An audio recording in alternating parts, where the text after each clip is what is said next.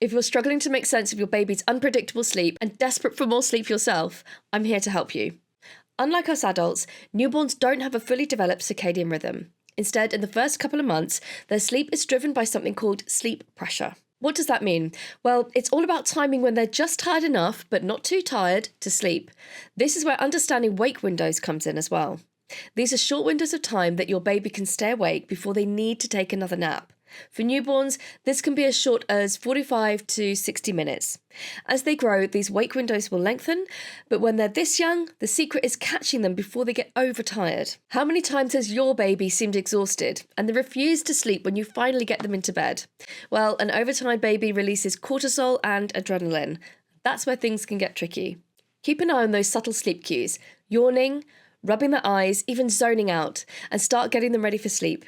They'll sleep when they've built up enough sleep pressure, and the length of those naps will vary based on how long they've been awake.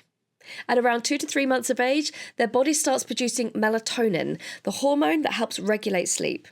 This is when they'll begin to recognise nighttime as a time for longer stretches of sleep.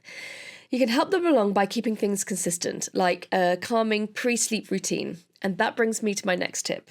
A calming bedtime routine works wonders, especially once your baby is a few months old. Before 3 months, don't worry if their bedtime is late. Around 10 or 11 p.m. is perfectly normal.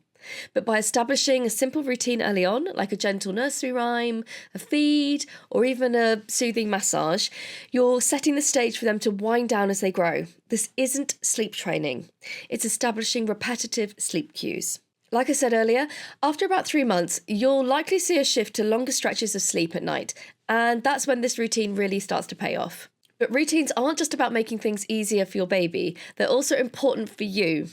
This consistent routine helps you establish safe sleep practices, something close to my heart as a former paramedic. Always make sure that your baby's sleep environment is as safe as possible by following the ABCs of safe sleep, placing them alone, on their back to sleep, and in a crib or cot. Use a firm mattress and keep the crib free from toys, pillows, or loose blankets, ideally in your bedroom for the first 6 months. I have a full video on this, so make sure to check out my Safe Sleep checklist for more details. The right sleep environment can make all the difference. 3 key factors: dark, cool, and quiet. Use blackout curtains to keep the room nice and dark, even during naps. This helps your baby fall asleep, and you'll be pleased to hear, keeps them sleeping longer. A cool room around 18 to 21 degrees Celsius or mid-60s to low 70s Fahrenheit is ideal, so dress your baby appropriately based on the temperature.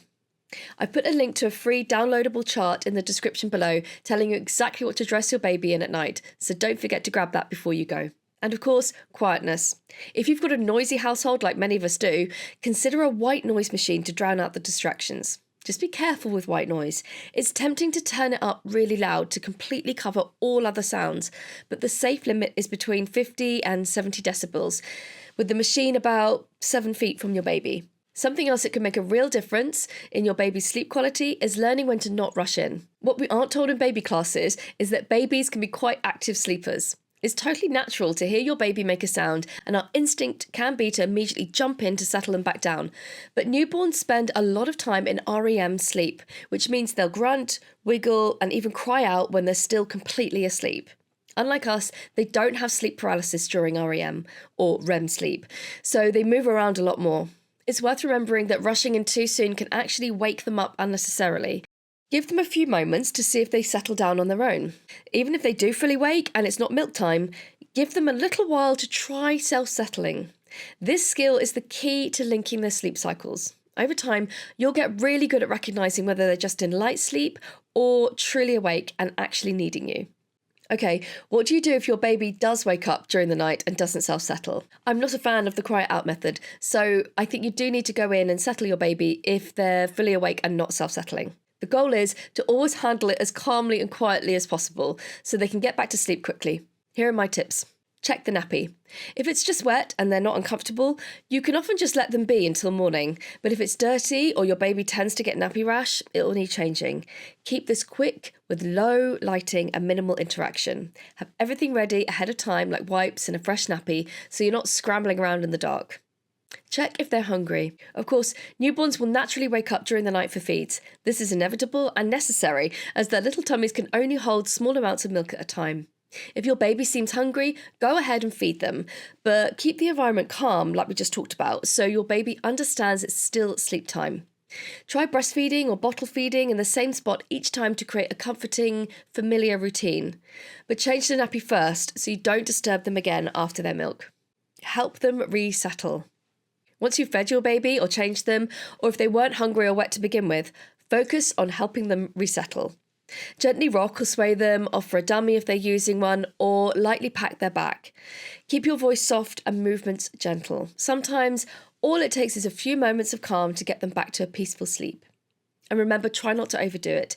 Your baby will start to learn to settle on their own over time. It's often tempting to pop your baby in your own bed when you're exhausted, but this can be really unsafe. Make sure you check out this video next before you consider co-sleeping so that you're fully prepared.